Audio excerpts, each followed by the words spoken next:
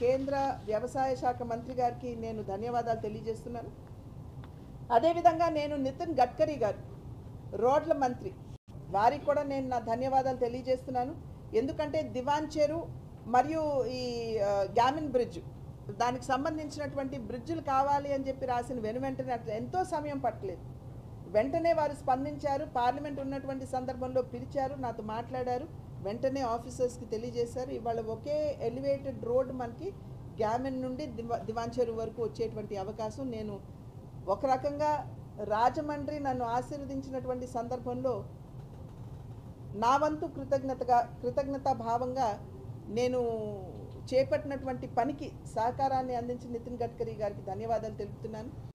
అదేవిధంగా ఇవాళ మన రైల్వే స్టేషన్ యొక్క పునరుద్ధరణకి 4 రైల్వే స్టేషన్స్ గుర్తించడం జరిగింది. విశాఖ, నెల్లూరు, తిరుపతి మరియు రాజమండ్రికి అంతకుముందు ఈస్ట్ సైడ్ డెవలప్మెంట్ అని చెప్పి దానికి 220 కోట్లు ఎంతో వారు కేటాయిస్తే మనం కాదు ఈస్ట్ సైడ్ కాదు వెస్ట్ సైడ్ని అసలు మన టౌన్ అంతా కూడా వెస్ట్ సైడ్ నుండి మనకి హైవే కావచ్చు, రైల్వే స్టేషన్ కావచ్చు, ఎయిర్పోర్ట్కి వెళ్ళే మార్గం కావచ్చు, అన్నీ కూడా వెస్ట్ సైడ్న మనకి అందుబాటులో ఉంటాయనేటువంటి ఆలోచనతో అశ్విని వైష్ణవ్ గారికి ఈ విషయం వారి దృష్టికి వెళ్ళిన వెంటనే అధికారులు ఇక్కడికి పంపించి ఇక్కడ ప్రజాప్రతినిధులందరితో కూడా ఒక చర్చ పెట్టి మేమందరం వారికి విషయాలన్నీ విపులంగా తెలియజేసిన తర్వాత వెస్ట్ సైడ్ డెవలప్మెంట్కి వారు ఒప్పుకున్నారు.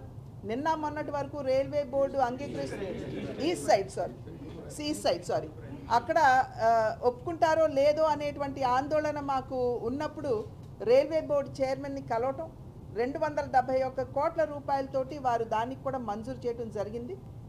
ఫుట్ ఓవర్ బ్రిడ్జ్ 12 మీటర్స్ పెట్టారు, దాన్ని 36 మీటర్లు చేయమని చెప్పి అడిగితే తర్వాత మనం అదనంగా అవసరాన్ని బట్టి మనం పెంచుకునేటువంటి అవకాశం ఉంటుందని కూడా వారు చెప్పారు.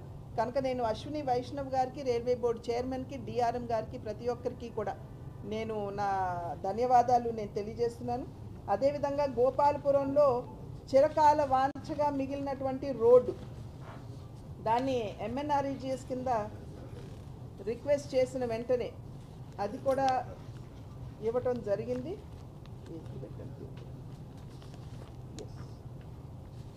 నిడదవోలు నుండి ఎర్నగూడెం వరకు రోడ్ ఏదైతే ఉందో చాలా అధ్వాన పరిస్థితిలో ఉన్నప్పుడు వారిని రిక్వెస్ట్ చేస్తే దానికి కూడా అంగీకరించారు. అందరికీ కూడా పేరు పేరున నా ధన్యవాదాలు తెలియజేస్తూ ఈ మాధ్యమంగా ప్రజల్లో అవగాహన కల్పించే కార్యక్రమానికి మీరందరూ సహకారం అందించినందుకు మీ అందరికీ కూడా నా ధన్యవాదాలు.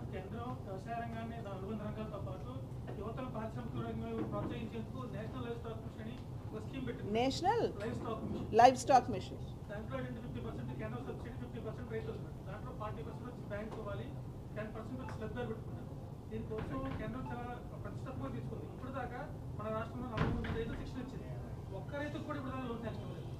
లోన్స్కి సంబంధించినటువంటి ఇబ్బంది ఇక్కడ ఉన్నటువంటి వారు నా దృష్టి తీసుకొచ్చాను. కేవలం దీంట్లో కాదు, ముద్రాలో కూడా కొన్ని బ్యాంక్స్లు సంబంధం లేనటువంటి ప్రశ్నలు వేస్తున్నారు అని చెప్పి తెలియజేయడం జరిగింది. త్వరలో వారితోటి బ్యాంకర్స్ తోటి ఒక మీటింగ్ పెట్టుకోవడానికి మేమందరం కూడా నిర్ణయించామండి. దీన్ని సాల్వ్ చేయడానికి మా వంతు కృషి మేము చేస్తాం.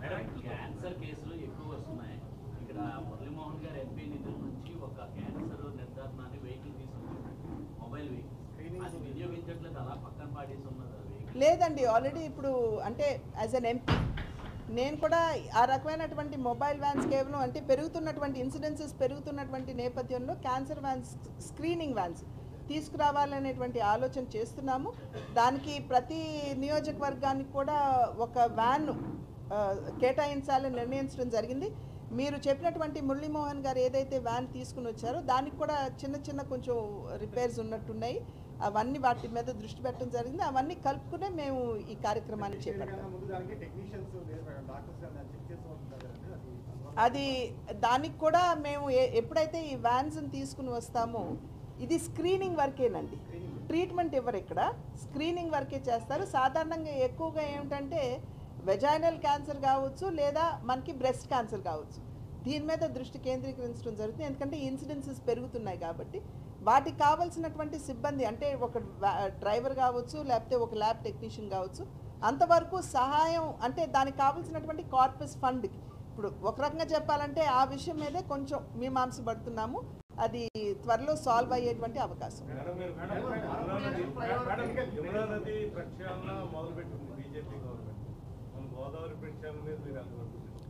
డెఫినెట్గా నిన్ననే కలెక్టర్ గారితో కూడా దీని మీద చర్చించడం జరిగిందండి. అధునాతమైనటువంటి ప్రక్రియలు కూడా ఇవాళ వచ్చాయి. లైక్ ఫర్ ఎగ్జాంపుల్ ఒక కెమికల్ బ్లాక్ కనుక మనం వేసినట్లయితే 1 కిలోమీటర్ రేడియస్లో రివర్లో ఉన్నటువంటి ఇంప్యూరిటీస్ని ఆకర్షించడం మాత్రమే కాకుండా దానిలో ఉన్నటువంటి చేపలు లాంటివి తిరిగి మళ్ళీ సమృద్ధిగా అవి పెరగటానికి ఒక పరిస్థితి ఏర్పడుతుంది. ఆ విషయం నిన్నే మా దృష్టికి ఒక టెక్నాలజిస్ట్ తీసుకుని వచ్చారు. దాన్ని ప్రశాంతి గారితో మాట్లాడటం జరిగింది. అయితే మన కమిషనర్ గారు లేరు, ప్రయాగ్రాజ్ వెళ్ళారు. ఒక డెలిగేషన్ తీసుకుని వారు వచ్చిన వెంటనే ఇవన్నీ కూడా చర్చ. ఎందుకంటే మన రాబోయే గోదావరి పుష్కరాలకి చాలా అవసరం అండి మనకి. మేడం, పుష్కరాల నేపథ్యంలో పెద్ద రైల్వే స్టేషన్ అభివృద్ధికి ఎక్కువ ప్రాధాన్యత ఇస్తారు. అసలు గోదావరి రైల్వే స్టేషన్ పట్టించుకోవట్లేదు. అక్కడ అసలు వచ్చేదే యాత్రికులందరూ కూడా గోదావరి రైల్వే స్టేషన్ పట్టించుకోవట్లేదని కాదండి, ఒక సమగ్రమైనటువంటి కార్యాచరణకి రూపకల్పన చేస్తున్నాం. దానికి కలెక్టర్ గారు, కమిషనర్ గారు, మరి ఆర్డీఓలు అందరూ కూడా దీంట్లో భాగస్వాములుగానే ఉన్నారు. ఆల్రెడీ కొవ్వూరుకి సంబంధించి I think the basic DPR ready అయినట్టుంది. ఈ స్టేషన్స్ కూడా మేము స్వయంగా వెళ్ళి మేము చూసి వచ్చామండి. గోదావరి స్టేషన్ కూడా మేము చూసి రావడం జరిగింది. కనుక ఇది విస్మరించేటువంటి అవకాశం లేదు. గోదావరి స్టేషన్ కూడా అభివృద్ధి చేసుకోవాలి. ఎందుకంటే కొన్ని ట్రైన్స్ అక్కడ ఆపేసినట్లయితే రాజమండ్రి టౌన్ మీద మనకి ఒత్తిడి పడకుండా ఉంటుంది. ఈ విషయాలన్నీ కూడా పరిశీలనలో ఉన్నాయండి. సారీ, ఈఎస్ఐ ఆసుపత్రి మేడం కేంద్ర నిధులతో కన్స్ట్రక్షన్ పూర్తయింది. కేంద్రం ఆసుపత్రి ఓపెన్ చేస్తే ఓపీ ట్రీట్మెంట్ కావచ్చు, లోన ఆపరేషన్స్ అయ్యి జరుగుతాయి. దాని మీద దృష్టి పెడితే బాగుంటుంది.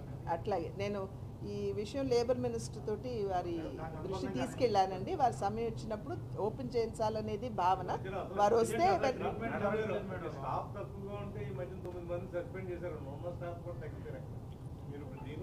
డెఫినెట్గా we will take it to his notice.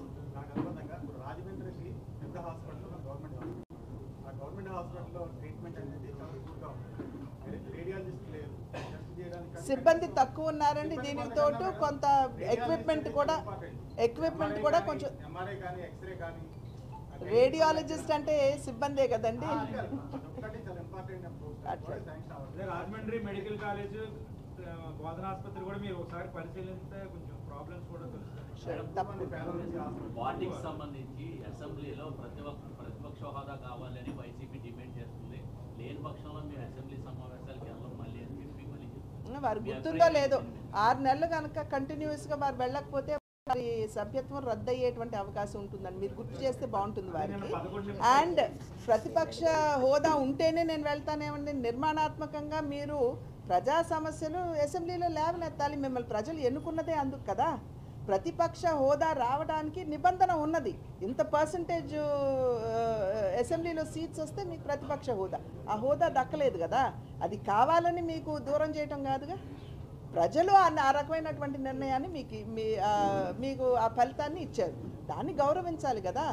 గౌరవించి మీరు అసెంబ్లీకి వెళ్ళి ప్రజా సమస్యల్ని ఎత్తుతూ నిర్మాణాత్మకంగా వాటి పరిష్కారానికి మీ వంతు కృషి మీరు చేయాలి. అంటే ఢిల్లీలో ఆమ్ ఆద్మీ పార్టీకి 3 సీట్లకే ప్రతిపక్ష హోదా కదా.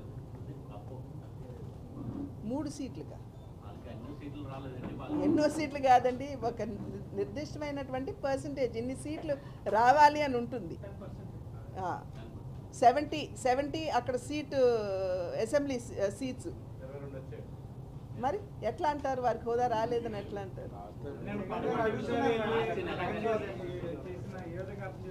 11 నిమిషాలకు వెళ్ళారంటే నేను ఇందాక నేను అన్నాను కదండి, 6 నెలలు కంటిన్యూస్గా మీరు వెళ్ళకపోతే సభ్యత్వం రద్దయ్యేటువంటి అవకాశం. సో మధ్యలో వెళ్ళి నేను అటెండెన్స్ వేయించుకొచ్చాను. కానీ వారు గుర్తుంచుకోవాల్సింది, ప్రజలు మిమ్మల్ని ఎన్నుకున్నది ఎందుకు? ప్రజా సమస్యల్ని నిర్మాణాత్మకంగా మీరు ఎత్తి చూపుతారని కదా. ఆ సమస్యలకి పరిష్కారాన్ని మీరు ప్రజలకు అందిస్తారని కదా. ఆ బాధ్యతను మీరు విస్మరిస్తే ఇంకా మీరు ప్రజాప్రతినిధి ఏముందండి?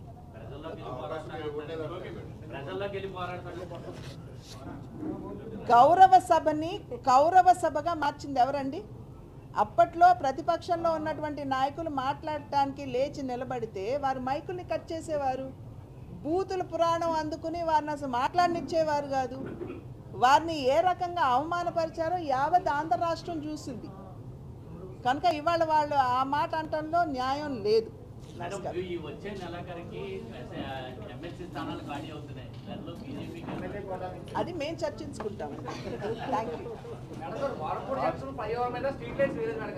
లేదు లేదు, టెండర్లు ఆల్రెడీ పిలిచారు సార్. Tender already